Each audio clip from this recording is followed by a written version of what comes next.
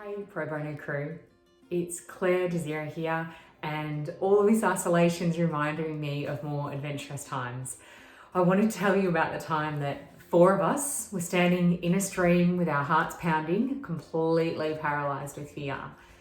We'd been on a leadership weekend together down in Lorne. It was myself and three friends, Rich, Ange and Sel, and we were taking ourselves away for the weekend to really focus on developing and strengthening this program that we worked on.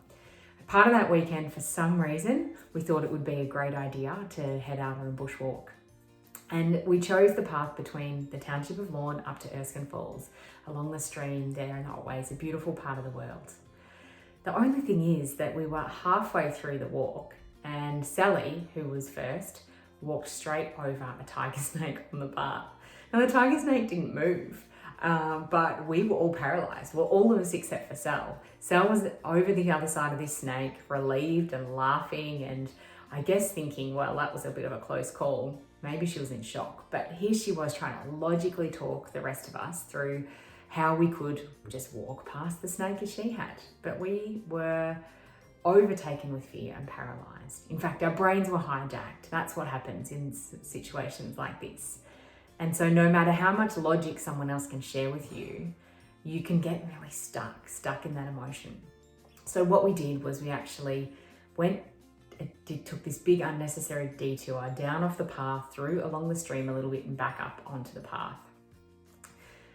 We headed on our walk and our heart rate had barely settled, and all of a sudden, you wouldn't believe it, but there was another snake as well, heading in the same direction as us.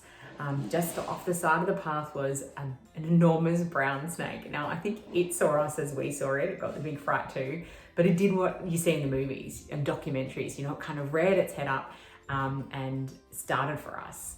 So we bolted. We just bolted and swore and did all sorts of things to get ourselves as quickly as we could to the river. That was our plan of choice.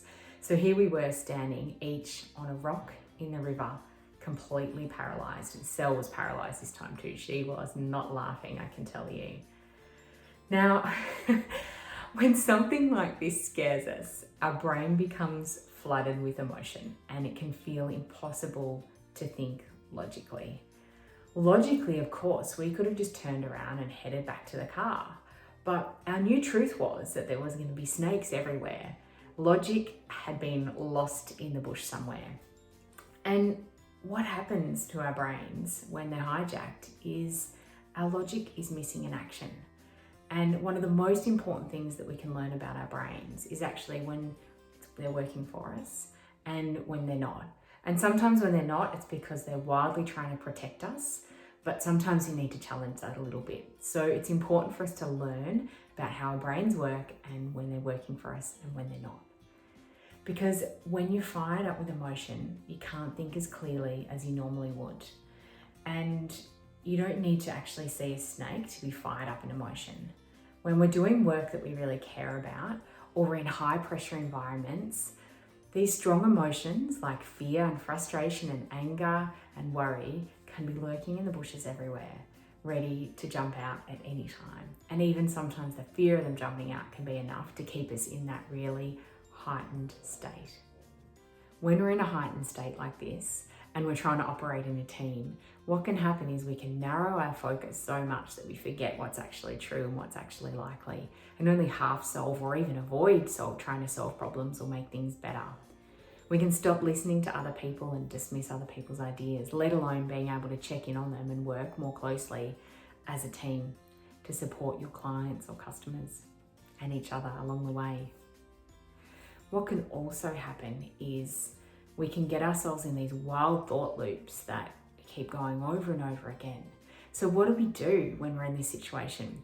We need to put things in place that can not take us from feeling wildly furious down to calm as, or take us from feeling terrified to relaxed, but it's about circuit breaking any wild thought loops long enough so that you cannot deny those feelings, but actually help them bubble away quicker or help bring them down a notch.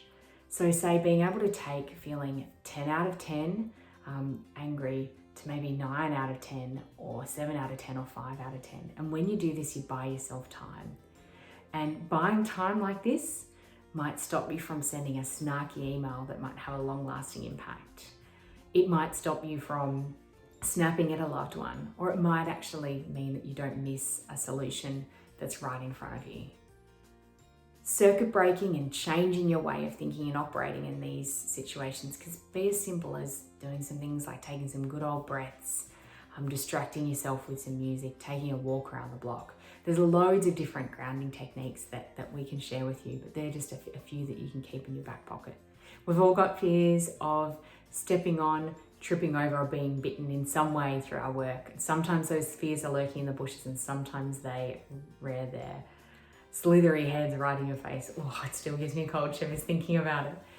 But whether you're working in a team or individually, if you need tools to help calm down and to be able to navigate these uncertain times, these heightened state of emotions that we're absolutely all prone to at the moment, then please reach out. Let's have a chat about how we can support your team, keep them moving forward. The tools that we teach can support with mindset and performance as much as they can around supporting people when they're feeling these heightened state of emotions. They're actually the same tools, so a really great investment to not only help navigate these uncertain times, but also to future-proof your teams.